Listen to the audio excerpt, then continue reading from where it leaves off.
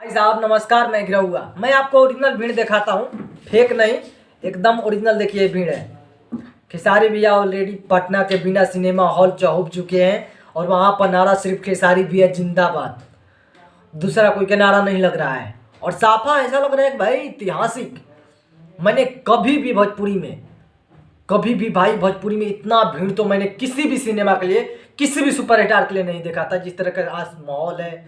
सिर्फ संघर्ष 2 का इलाका कोई भी हो, सिनेमा अगर संघर्ष 2 लगा है तो वहाँ ऐसे ही अंदाज लग रहा है कि भाई भीड़ बहुत ज़्यादा है, क्राउड बहुत ज़्यादा है, डिमांड बहुत ज़्यादा है।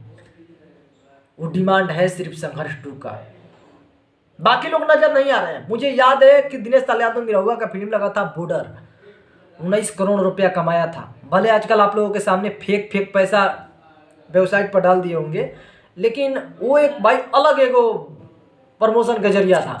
और उससे बेटर है, क्योंकि बॉर्डर फिल्म में क्या हुआ था कि गेहूं का बोरिया धर धर के भूसा का बॉर्डर बना दिया था, तो उतना बेटर नहीं लग रहा था। लेकिन संघर्ष 2 ये फिल्म नहीं है भाई, भोजपुरी के लिए जीव और जान है। समझ सकते हो, रिस्पॉन्स भी जनता का देख रहे हो, डिमांड गली गली बच्चा बच्चा पटना के किसी भी कोना में पूछ लीजिए कौन सिनेमा लगा है तो उसके फेक नाम आएगा संघर्ष 2, दूसरा कोई नहीं लगा हुआ है। इस तरह का माहौल है।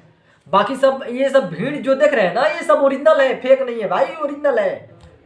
ये नहीं है कि शाहरुख खान का मैंने जवान के भीड़ लेकर लगा दिया और दिखाया कि नहीं देखो लग गया है, सिनेमा घर भर गया है, पता लगा कि सिनेमा घर मिला ही नहीं है। वो चीज़ नहीं है। संघर्ष 2 में बहुत ही अपोजिट काम हुआ है। जो हमें डिमांड था, जो फैंस का डिमांड था वो मिला। दिल से सैल्यूट है खेसारी भैया को।